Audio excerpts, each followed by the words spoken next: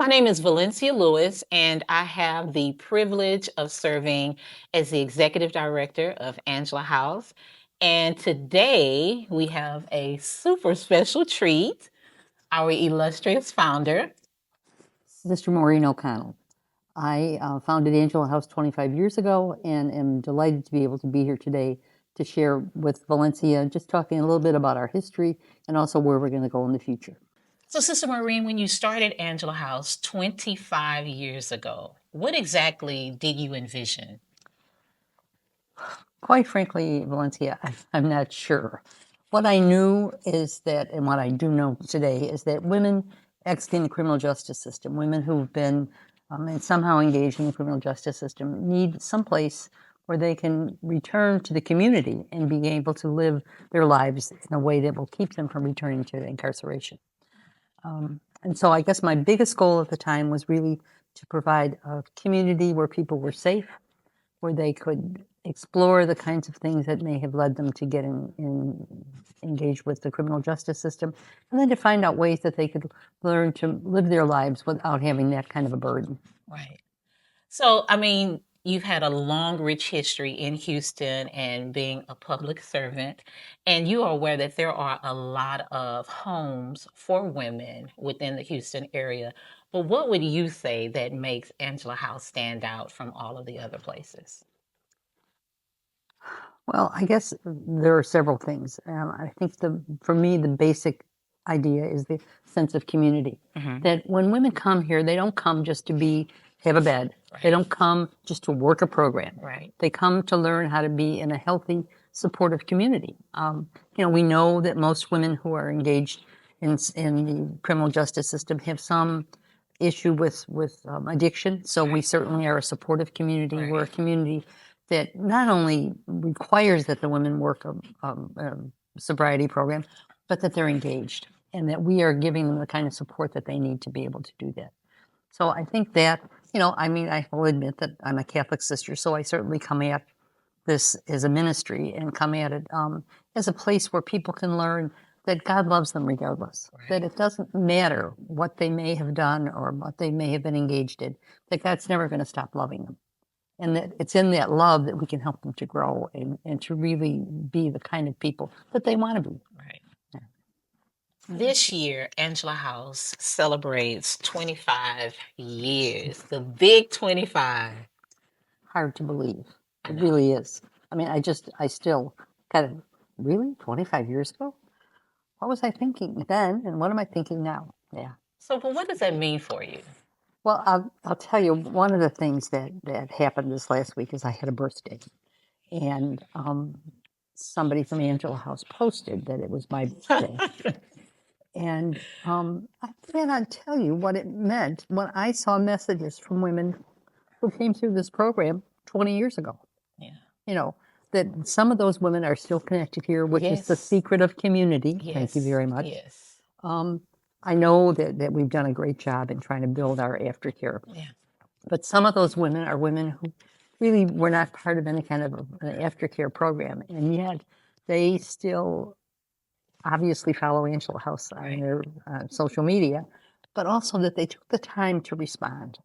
And that to me was just, it just really made all the difference in the world, because what it says is that what we're about here is really the right thing. Right. Yeah. So, what would you like to see in a perfect world? Mhm. What would you like to see for the next 25 years for Angela House? One of the things, Valencia, that we often talked about was, what do we do next? What's our next step, and how do we maintain a next step program? When women come here, they are really learning to live in community. They love being with their sisters. On the other hand, when they leave, it's like, so long, gonna be on my own. So we have to figure out, what's the way that we can continue to support women. One of the issues would be to be able to have second step housing that would allow for women to have their independence, Yeah. but yet to know that they're connected to us. And so that to me, I think, I hope would be a next step, that eventually we'd have some kind of a next step housing program that would facilitate women coming. Because what happens, women finish here Mhm. and then they're ready to go out. They've saved their money, they know, but they can't find someplace to rent. Right. Now, I do know that here in Houston, the issue of homelessness is, Right. it's just skyrocket is yeah. So we have a homeless people who are unhoused, and that population looking for housing. And then we have another level of people who may have been a paycheck away and Right. have lost their housing.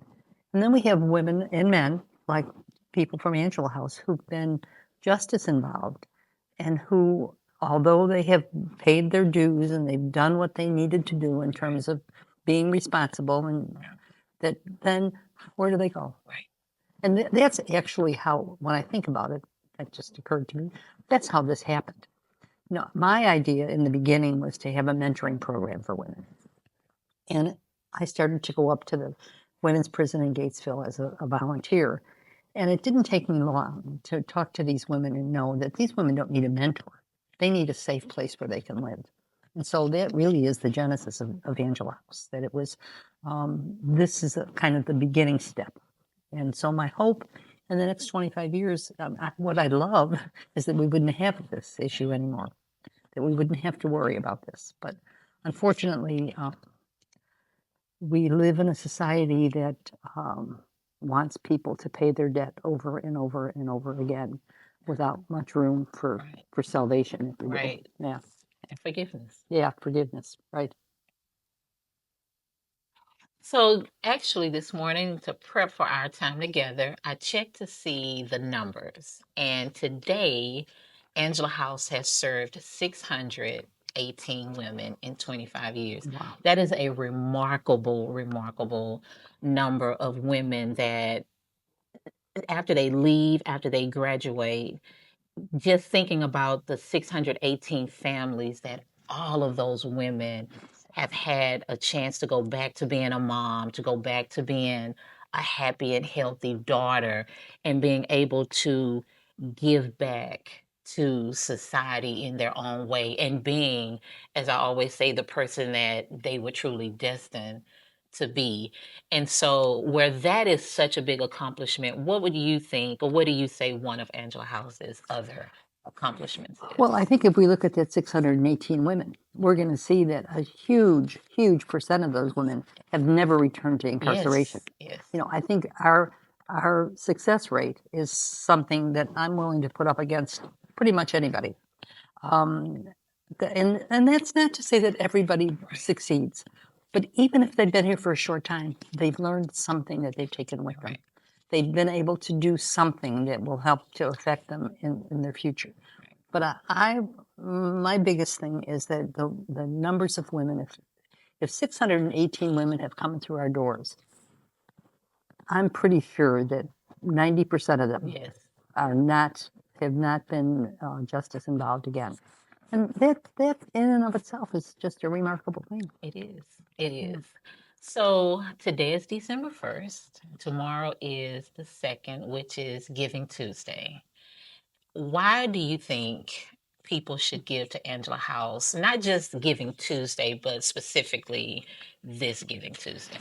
Well, I think the important thing is it's an investment in the future. Yeah. It's an investment in our community. And I also know that over these 25 years, there have been so many people who have been supportive of us. You know, we have some foundations that have been inordinately generous, but we also have many individuals who faithfully send their $25 check. Yeah. You know, that to me is the other upside of Angela House, that we certainly serve women and we serve them in a way that gives them an opportunity to return to the community. But we also give the community the opportunity to be engaged in this work. And it's not work, it's ministry.